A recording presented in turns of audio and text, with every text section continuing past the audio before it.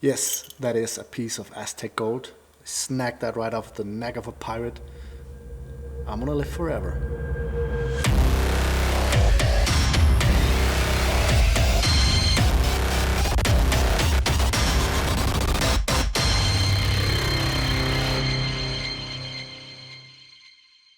What's up guys? Welcome back to yet another tutorial here in the new temporary studio 3.0. Today we are tying some kind of flatwing baitfish kind of thing. We've really got these baitfish theme going lately, and I figured why stop when it's going so well. The fly kind of looks like this. And it has a lot of inspiration from my friend Jonatan Ternald from Sweden. A really talented tyer, so kudos to Jonatan for being my Niki Lauda. And there's actually not so much to this fly. It looks like a million, but it's only a few materials. And what do you say, why don't we just jump straight down to it here, and I will guide you the best as I can.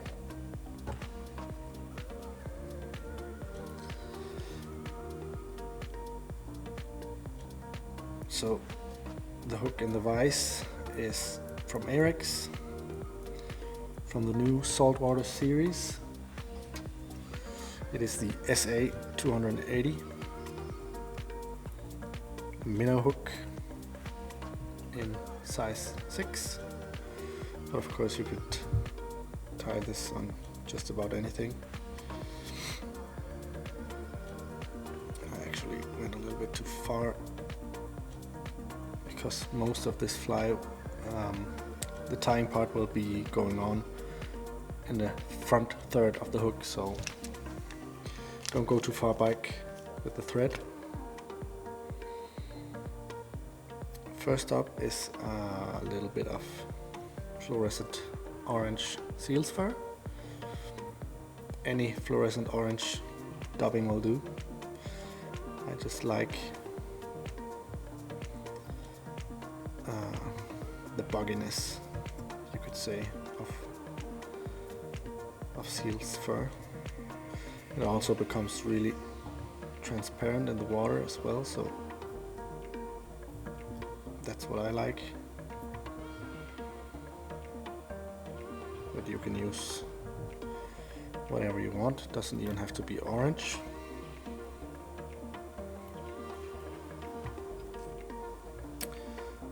So put on a small layer there, a little bump if you like.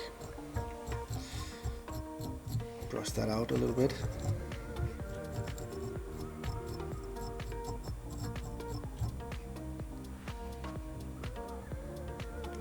Grab it and pull it back like this, and just make a few turns on top of that dubbing, just like so. Then I want some of these flatwings, and I don't actually know why these are called flatwings. I guess because you tie them in flat on top of the hook. What they really are dry fly hackles for dry flies, but of course the feathers don't know that, neither do the fish, so I'll just stick with the flatwings. We're needing 2 of those. Kinda want to measure that out, I don't want it too long. I think right around here is pretty good. So snip that off. And if you have some that are just as long as mine here, you can see I snipped those off right at on the middle there basically. You can take these, you take a pair of longer scissors and then just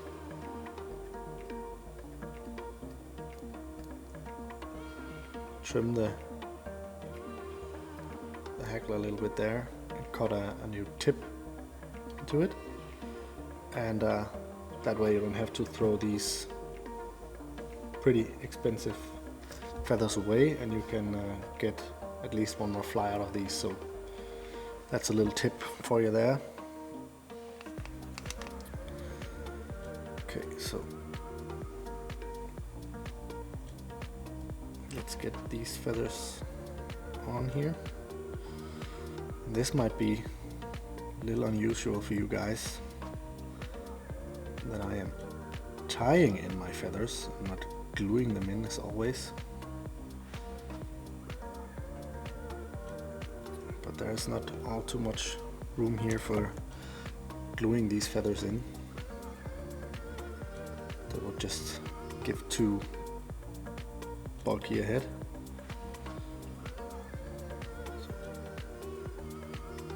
I will be tying these in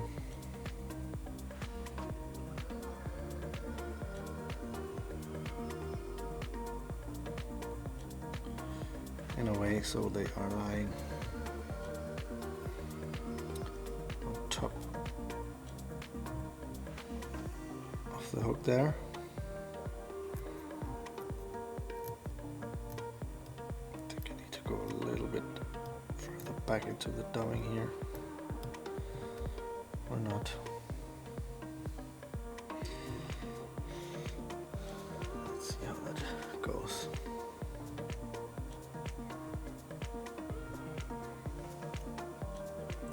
I think we'll be all right.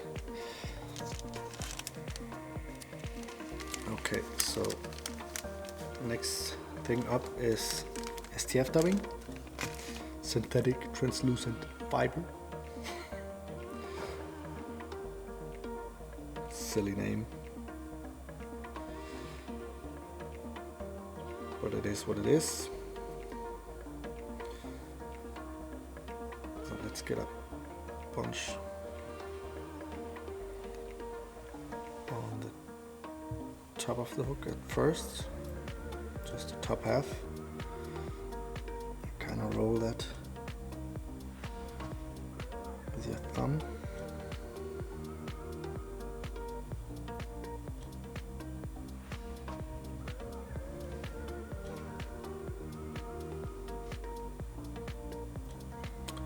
Turn the fly over.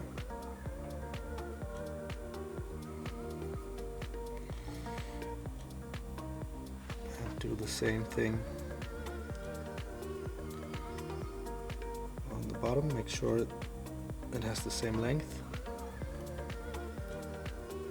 as the top bunch. Secure that with a few wraps. Roll it.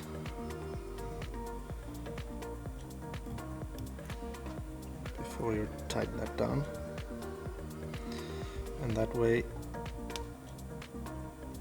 you should have dubbing all the way around the hook. So let me just get my Coke tube out. I don't sniff Coke, this is just a tube. A pen will do.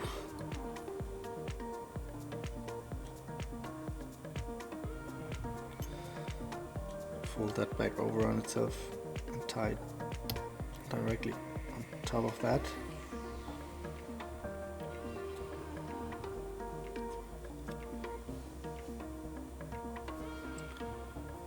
Forcing the whole thing backwards, kind of like a hollow collar around the feathers and the dubbing there.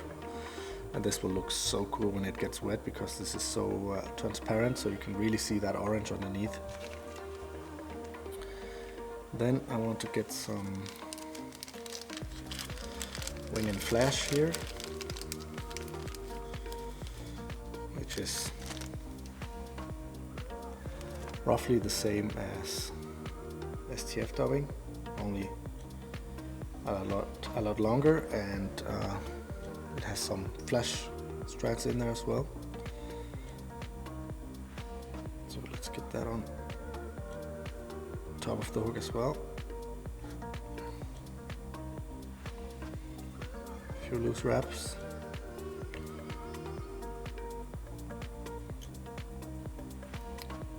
Tie that in. a bit forwards on the hook and then back up to the tie-in point there with your thread. That way we can flip this back around on itself, doubling it over.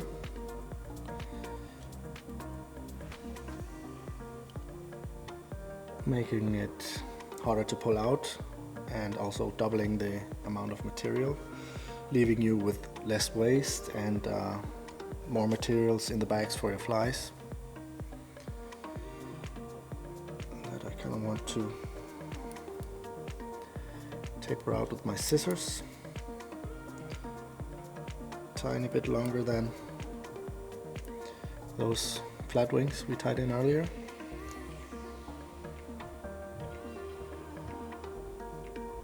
There we go. Then I want to use some of this, I don't even know what it's called, I think it's called fluorofibers or something like that, in this really cool kingfisher blue.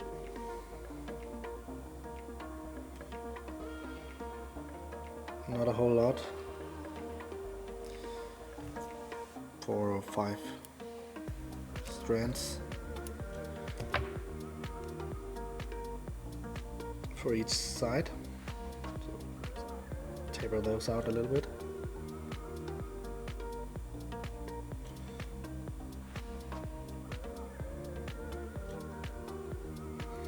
And these I want a tiny bit longer than the wing and flesh.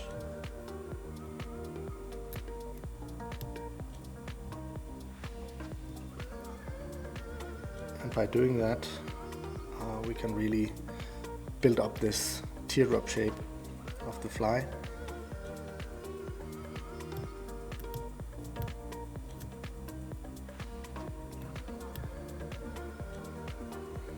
Which looks really cool.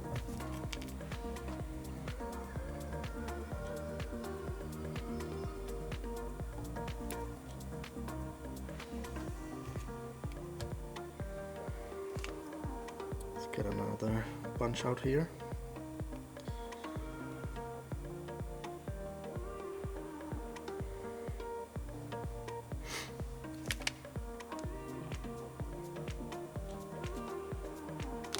And I guess the trick here is to not to overdo it. If you want the fly to look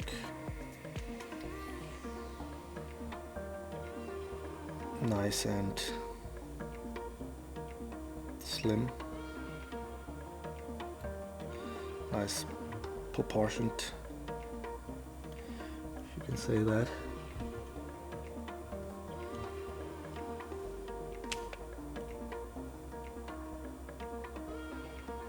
Cut off the ends.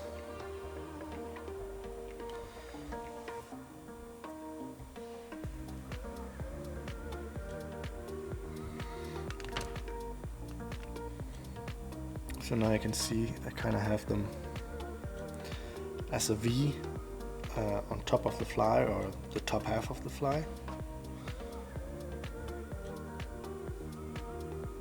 And now we can make a whip finish on the fly, because we won't be needing the thread anymore. Get one in. One will be enough. Because you guessed it, we will be making a UV resin head.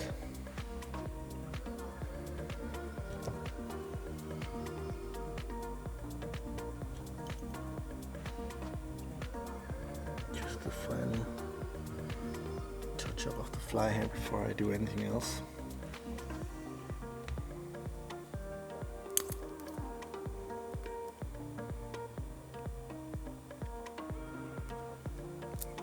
So a bit of UV resin on my finger.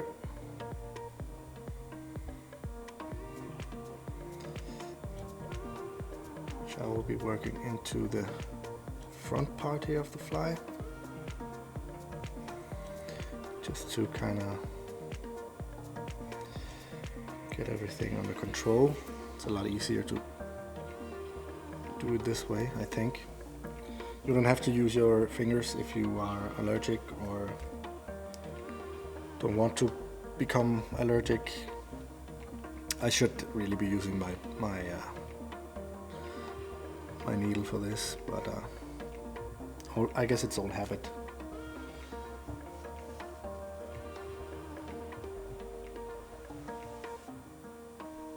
So take your time with the fly at this point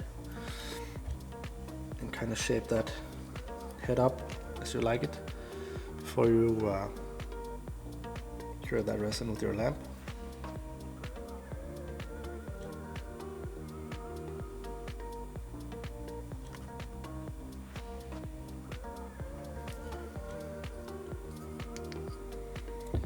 Like that.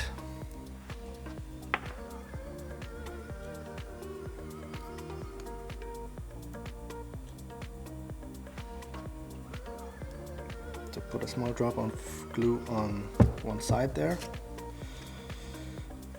where you want the eye.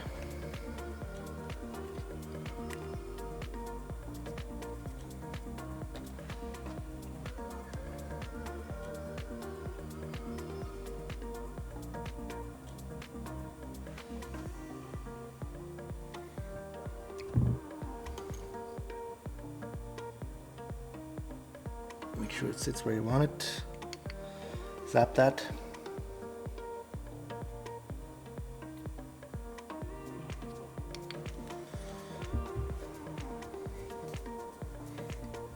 And then do the same thing on the other side.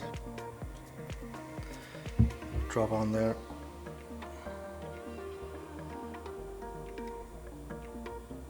Stick the eye on. Make sure they are aligned, roughly. I don't think that a fish would swim up to it and look at the eyes and think, oh my god, this is such a weird fish. The eyes are like this. I'm not going to eat that.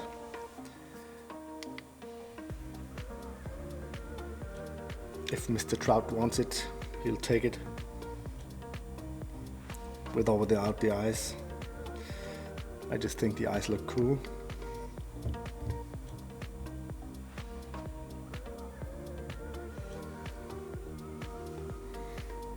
So all there's left to do now is to build up a small head.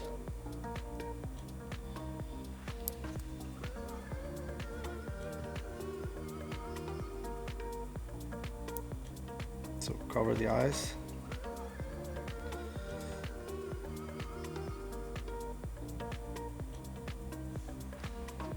And slowly work your way around this fly.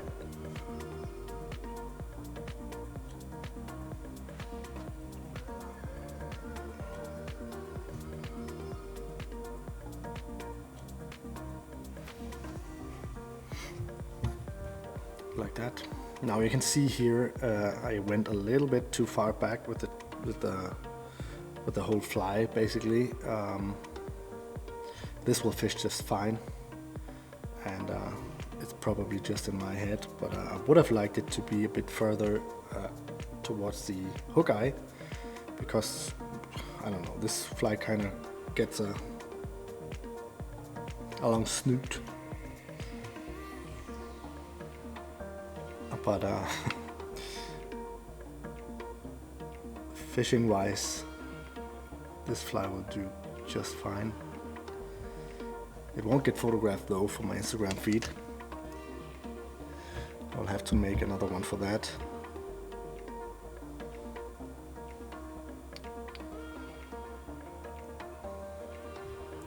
So cure that head.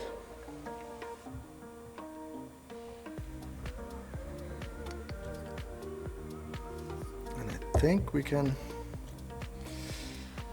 maybe we can do a little bit of cleanup on this fly.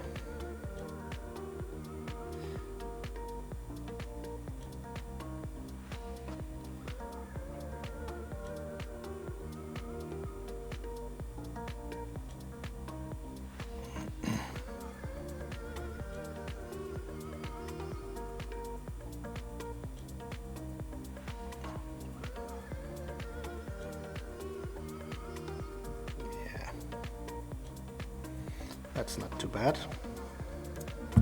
Also, you don't have to be afraid of gluing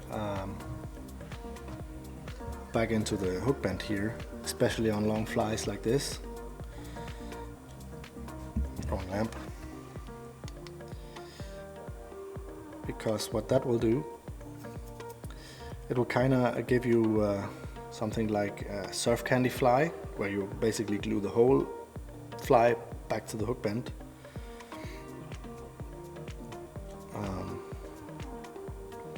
Let me just set this so it's secured all the way through. What it will do, will keep the tail up on the fly and stop it from tangling when you throw it, and nobody wants tangling flies in their boxes. I most certainly don't, so just put a little bit of more of here,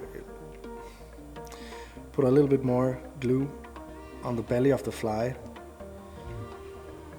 towards the hook bend there, and it will really help your fly not to tangle. So that is a Flatwing inspired by Jonatan Ternald. I really hope you like this. If you did, please remember to hit the thumbs up button down there. Subscribe to my channel if you haven't already, and maybe even hit that little bell down there as well, so you get notified whenever I upload new videos. Do all the things. It really helps my channel to grow, and also this entire community to grow. I think that was it. I'll see you guys next week.